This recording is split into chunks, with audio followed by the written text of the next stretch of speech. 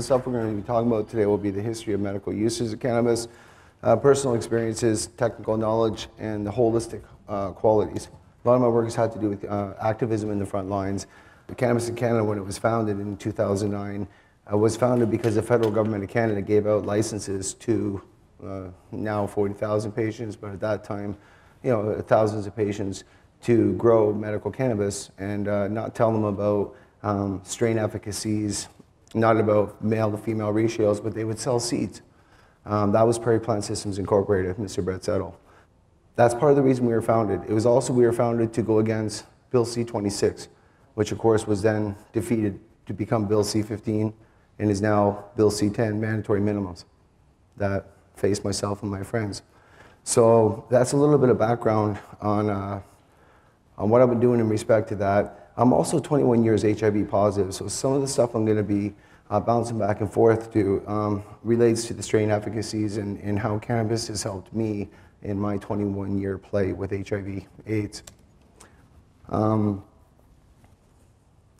we covered the Cannabis Canada Society. We do have a YouTube channel. Go to cannabiscanada.ca for breaking news. We cover a lot of stuff as independent media, about 3.7 million channel views and 15,000 subscribers. And again, for the purpose of educating on what I think the federal government needs to address a little more clearly, and is certainly before the courts. And that leads me right into the MMAR Coalition against Repeal. This group, my society alone, did not have the power or the means to challenge the federal government in Canada. In fact, I was living in Abbotsford and just got out of the hospital. I was sick. They put me on opiate, 80 milligrams of oxycodone 3 times a day. I was so sick. I came out of the hospital. I said to John Conroy, "We're going to sue the government." "What are you talking about, Jason?" I said, we're going to do what we can. Can we do anything?" And John explained to me what an injunction was. It's a fancy word for a restraining order. I said, "You mean we can restrain the federal government in Canada?" He goes, "Yeah, it's going to cost a lot of money, $10,000. Coalition needed to raise that $10,000 in 2012 through 2013. And then additionally up to $100,000 to get Mr. Conroy to formally act legally. And my contract with Mr. Conroy is for $250,000. The coalition represents 8,000 medical patients and gardeners in this country, and I'm proud to say that we've built since 2012, grassroots. We've raised $150,000, and that money's been raised through grassroots, through plaques, through different improvised ways, concerts, barbecues, shirts, pins like the one I'm wearing. These are the patients who are the end users. And as we all sit here and we talk about marijuana for medical purposes, I ask, where is it medical? When the country of Canada says that it holds no medical value. And cannabis is really, for me, the word. Cannabis sativa is a true pharmacopoeia name, and we'll get into that for cannabis. Now, going back for history, I know that we've heard a few speakers, and I didn't want to interrupt these speakers. They talked about isolating CBD and when this took place. Isolating CBD took place in the 1800s. They isolated CBD, CBN, they isolated THC in 1964. So the fact that they isolated CBD in the 1800s, and Dr. Sanjay Gupta comes on the news and says, "Hey guys, it stops spasmodicity and can save children." Really? I guess where I'm going with this is that the CBD strains being isolated that long ago, and knowing that the history of cannabis, we can look at it going all the way back to China. Again, 2727, as it's in the notes, where they actually separated male from female flowers. So they can say they harvested ma, which is what they called it, and which was their version of hemp. But when you start separating a male flower from a female, you're no longer producing it for fiber. You're obviously separating it for other purposes. They also used, what was interesting, was cannabis seed oils to use in the ear as an antioxidant. So many of these things were interesting, as well as what I see here now. We talk about medical cannabis, marijuana, whatever you want to call it. Canada calls it marijuana. 1800 or 1820s to 1942, it was in pharmacopoeia as cannabis sativa. Now, I'm going to get into this a little bit after, but I would also point to the National Institutes of Health, April 2nd, 2013. They said, look at what we got here, cannabis sativa. They talked about pharmacology. This is one step. This is the precursor to putting it into pharmacopoeia, which in some ways is good for some medical patients. But in other ways, it also shows the hypocrisy that Canada holds no medical value, and this is why. It's because it's not in pharmacopoeia. And I'm going to kind of get into this more as I continue. I think it's also important when we look at CBD and CBN, and the reason I bring up there's only 3 of them, including THC, that have been isolated, is because it's only 3 of 57 cannabinoids. Now, when we know that there's 60, now some would argue with me that there's 73, 75 when we get into terpenes and flavonoids. I understand all that. The 3 out of my research, the 60 that have even been identified by their own admission, they've only explored medically 3. So if you explore only 3, for me using it for 10 years, you've explored 3 isolates, but they've got a hold of this. They understand how to serve me and the 8,000 patients I represent. I think that's I think it's a huge oversight. I think it's something that needs to be explored further, and I think that we need to discuss what exactly does this mean when they've only got 3 cannabinoids isolated, and the fact that they know so little, but yet pretend to know so much. And, you know, indeed, we have a lot of anecdotal research, we have peer-reviewed studies, we have a lot of different things, but clearly we do not have the applicable research, and by Canada's own admission, not the right research. I would also point to Mr. Harper, the Conservative government. One of his first acts in office was to cut the research in Canada for cannabis as a medical purpose. Now, the impact on prohibition hasn't only impacted Canada and the people, the small farmer, the grower. It's impacted the medical patient and the end user. We still face prohibitionary policy factors now. The MMPR is prohibitionary policy in effect. Hurts taxpayer, courts. Look at the cost, 600 cases costing us $250,000. What's it costing the taxpayer to fight us? Your money. We're winning. Something that's very, very concerning. Legally qualified cannabis users, the reason I say caught in the crossfire of prohibitionary policy is for 13 years we've been legal. The federal government said you guys are now legal in 2001. In R versus Parker, the courts ordered the politicians to make it legal so medical patients could have reasonable access to their medicine. So after 13 years of getting raided, our doors getting kicked in, getting pulled off a bus because we smell like cannabis, we're now getting raided again and getting criminalized. They said to me and my friends, fire, mold, and organized crime. I implore anybody to go to johnconroy.com or cannabiscanada.ca and look at our legal documents. Look at what the Crown submitted. There simply is not any fire, mold, or organized crime factors that outweigh public safety versus the irreparable harm that would befall the patients who cannot access their medicine in a reasonable manner. So, with that being said, I would also add to the 70 years of misinformation and the birth of the drug war. Now, the drug war, the police say, is over, and Mr. Harper launches a new campaign. This has, again, it links right back to at what point are we at with the drug war? We're educating to try and deal with a morphing where the cannabis drug war has ended, and the rise of this criminal underground. What I would say by that is they have criminalized it and made it, the small farmer's a criminal. If you grow cannabis and you help somebody medically, you're a criminal. So there's going to be a rise of this, a gas war. And then there's these licensed producers. There's 21 of them. I call them the fancy 50. I know there's thousands of applicants. There's only 21 that have them. It's in our legal documents. So I look at these two, and I think, okay. I'm going to win the constitutional right, and I'll get into that, to my garden. But when these two collide, there's going to be another impact, and that impact is going to affect people for legalization. It's going to affect people in multifaceted ways.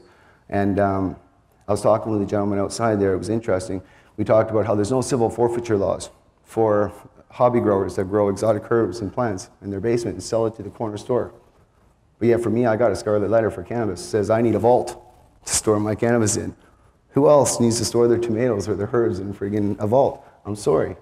There's a lot of stuff that's happening here that's going to cause unnecessary friction. I think we can just look south of the border to look at the models that happened between Washington State and Colorado and what happened there. We can see Washington State's pushing back because medical patients can grow and people who are legal cannot. In Colorado, everybody can grow. The only problem they have is there's not enough supply, and they're saying we need more supply. There's no crime, no fire, no mold. Alaska, Arkansas, They're all proposing to have plants, 6 plants per house, 12 plants per adult. It's reasonable, it's fair. Something to think about.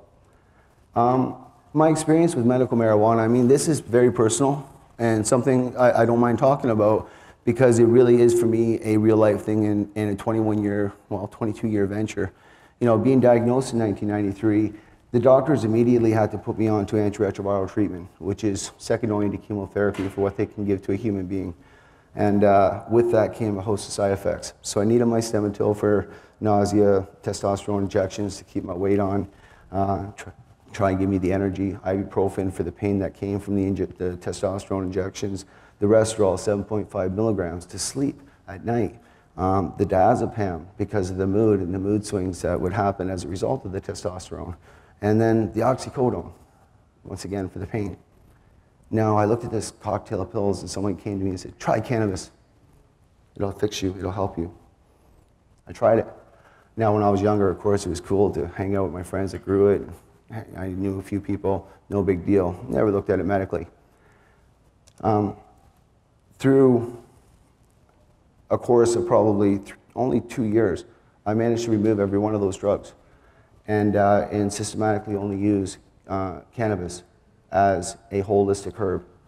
And in the quality of life factors that brings up, not only in being able to have my garden and grow my own medicine, that's a herb. I don't even like saying that it's a medicine, it's a treatment or a therapy. Not necessarily a medicine yet. But the quality of life factors that come with having your garden, that come with being able to use the different strains that are available out there, is something that we need to explore further.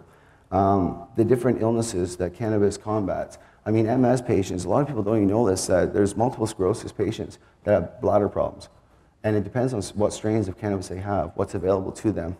And there's things that, it's just one example of how bladder could be affected in somebody's quality of life. And that may not sound like a big thing, but if you have to live with that every day, it's a big thing. It's like me, I can't brush my teeth in the morning unless I medicate, because the meds I take are so toxic that they make me sick. I can't help it. So I have to medicate before I brush my teeth, so I get a rapid onset. That's true medical cannabis and its applications. Now, cannabis has low toxicity, no addiction. We know this. Most importantly, there's been no deaths. There's been no recorded deaths attributed to cannabis. And we're governing it with vaults. We're governing it with almost like the same regulations as a gun. I don't understand a lot of this. I just know that, to me, it's still the harmless herb that has yet, I have an immunocompromised situation. 21 years HIV positive. I can relate. I've had a garden for all of those years, pretty much. And I've yet to get sick as a result of my garden. How does this relate to harm reduction? I'll just circle it back to the pills that I mentioned. Clearly, it's harm reduction if I can remove those pills and use cannabis that has, again, no harm, no toxicity, no addiction, and no deaths. And I've been able to do that. I stand before you today at 21 years positive, looking this way, and I attribute a lot to that, again, to the cannabis. Now, this is something I've seen a few of the speakers talk about. I'm by far not a doctor, I'm a patient. That's why this is from plant to patient. I'm a grower. I'm not a doctor, I'm not a scientist. I'm not here to sell you that. But the National Institutes of Health, I can use Google. The National Institutes of Health, you know, they came out, and I mentioned this earlier, I believe it was April 2nd, 2013, and released a study on the endocannabinoid system, but moreover modulating it, and modulating the signaling system of the endocannabinoid system. And please just take a look at the list. I'm not going to name them all off, but the list of things that cannabis can help. Now, this is the National Institutes of Health. Same people who say cannabis sativa, same people who brought up pharmacology, same people who are going to bring it back into pharmacopoeia, I believe, in the next year or so. And then the doctors can reference it, and the doctors won't be opposed to sign it. And I believe that provincial formularies may actually be written for these licensed producers to have it covered, and some of that's in the works. So I'm straying off a bit on my points, but that's something I wanted to talk about, because knowing that the National Institute, Canada says there's no medical value, and the National Institutes of Health says it helps all this stuff, as a simple-minded person, I think there's a bit of hypocrisy going on. So I don't know where that lies, other than I can't stand behind it. What I can stand behind is this topic. The technical knowledge of growing and cultivation. Again, circling back to 2009, why did I incorporate my society? It was incorporated because the federal government said, here's a card, here's a paper, grow what you want, here's 25 plants, 50 plants, whatever they came up with a formula. And patients started growing and learning, and they never inspected us. They didn't come say, you're growing wrong. They didn't come say, here's how you do it right. City didn't give you a letter and say, hey, we realize you're living in our city, and if you do it this way, it might help. Nobody helped the medical patients of Canada who chose marijuana as a treatment or therapy. I think that that's a big issue. And for me, the intricacies come into my experience on my channel.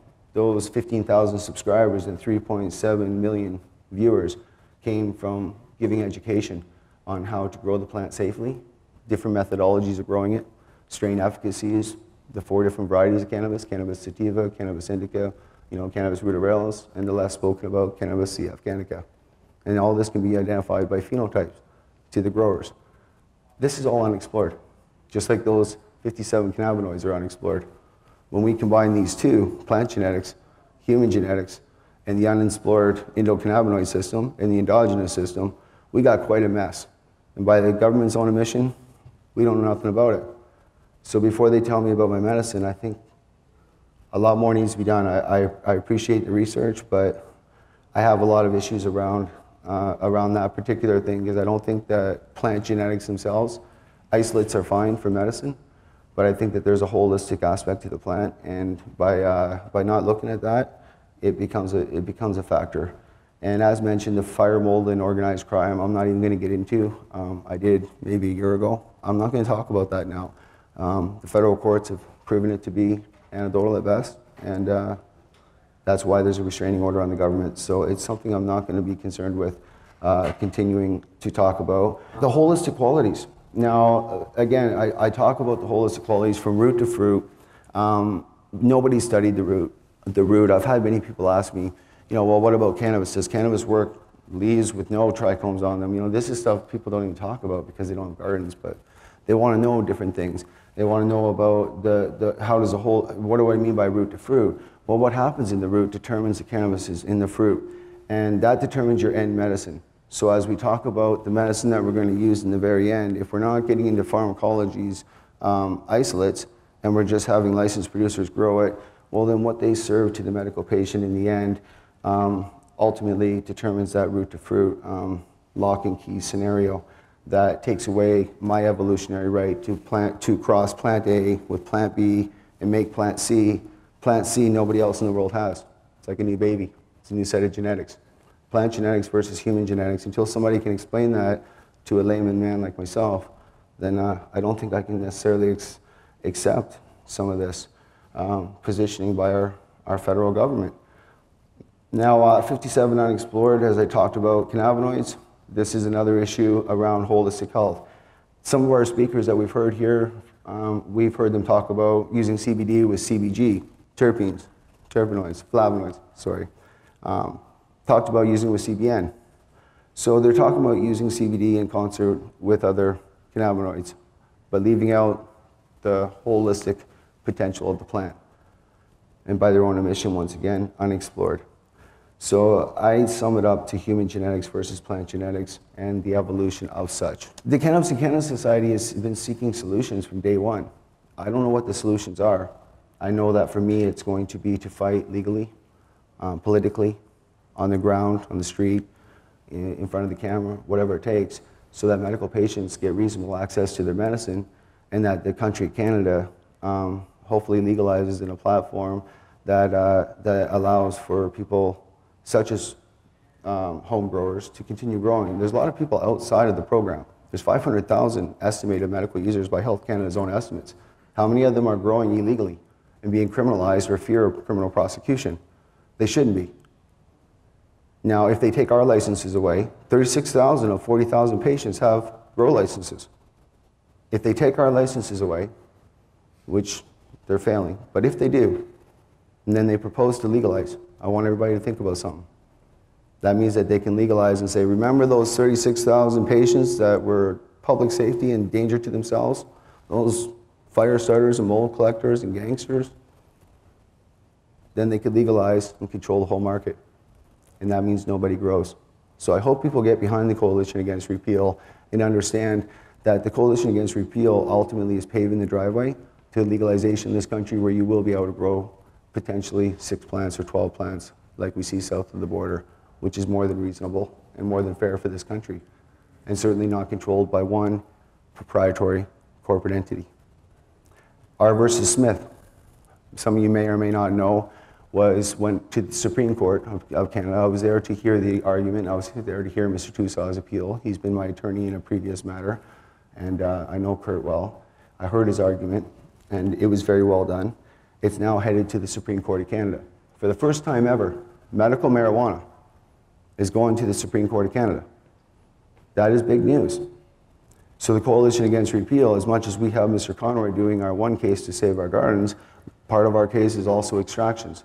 So we're also calling on all our people to now get behind Mr. Tussaw as well, and to somehow try and engage this as a holistic fight for what is right. Everybody's here talking about CBD extracts. It's illegal in this country. Licensed producers right now, if I call them up, cannot provide me with CBD if I was started having seizures, if I needed it, or if my daughter needed it. And that's a sad thing for Canada after 13 years of being legal. What is the solution? Dialogue. In my own opinion. Dialogue's been the only thing that's worked. It's unfortunate we have to spend all this money on court appeals and various other things at one time. The coalition alone, $250,000. Now that Smith's going to the Supreme Court of Canada, maybe another $250,000. Well, that's $500,000 to the Joe Blow taxpayer. That's a lot of money on the court system. Staying informed. Understand that there's licensed producers here, and I'm not against licensed producers. I hope that licensed producers start to support the ethics that they stand behind, because it's marijuana for medical purposes. Let's start being medical and looking after the patient's ethics and putting patients first. Because after all, if this is going to be, no matter what, there's money involved in cannabis as a result of 70 years of lies and reefer madness. That's evolved. That's what set the pricing schemes. I'd say the bigger question is, why can I go to a compassion club that's illegal and buy a gram for $8.50? And it's the same price if I go to the legal corporate entity that's standing in place. There's a bit of a problem here, my friends. The solutions for Canada, I don't know what they're going to be over and above that. All I can say to our people out there is to certainly understand that the licensed producer is offering 60 strains alone with the information I just provided you. 60 strains. All of them. This is all they've offered. It's in our federal documents. If they're only offering 60 strains, how could they possibly be covering the 1 million that's been farmed over a millennia? This is something we need to look at when we're talking about holistic end user patient care, something I care about. So the solutions are going to be to continue, I guess, with lawsuits, to continue fighting, to continue educating, appearing like this, and talking, and allowing dialogue and honest talk about the medical efficacies of cannabis, you know, and patient rights. Ultimately, this is about the patients at the end. It's a constitutional fight. You know, setting aside my society, setting aside any work, there's 8,000 patients, and there's 40,000 known patients in this country under the federal program that this whole conference is about. You know, and it's using that name anyway. So, marijuana for medical purposes, it's them we should be thinking about. So, on that note, I'll take any questions. Yes, sir. I can't say I disagree with anything you just said, and I want to thank you for coming out and supporting patients like myself. One thing that kind of struck me in your presentation was the security factor. I can give a couple of examples or experiences, both my friends and myself had, you know, getting robbed, threatened, etc. And this is here and there over the years. Security, I think, is even though they're asking a lot for security, it should be certainly looked at, because it's especially if you're not very discreet. You've got a lot of friends that even if they have medical cards, there's bad apples in every group. I guess it's my only concern. Something that maybe perhaps. That's a fair question. That's a good question, because as a grower of 10 years, I lived under, and again, I lived under prohibitionary crossfire. of that policy. This is the federal government's prohibition that makes me have to put that security up. If it was legal and we could all grow, would we really need to break into each other's homes? Furthermore, how many convenience stores get robbed? We're still going to open a convenience store. So unfortunately, robberies happen. And statistically, they happen the same to convenience stores as they do to anybody else. In fact, with growers, they happen even less. This is where the government didn't really put it forward. But indeed, it is a scary thought because I lived that way, you know, and my friends lived that way. And we always have to think about that, but that's a result of prohibition, and I hope we legalize. But again, I hope we legalize with gardens so that there isn't this fight that I worry about between the underground, these growers that exist, and I know them. You know, the BC economy is almost run by these growers. You know, if that starts a gas war, then security is going to go up because the gangs get involved or real organized crime gets involved. I say, why doesn't the top down first recognize it as medicine, take it out of the CDSA, classify it as a safe and harmless herb it is, and call it and put it into herbology, or put it back into pharmacopoeia and let the doctors prescribe it the way it should be, and look after the damn patients. At the end of the day, it's about the patients. Thank you.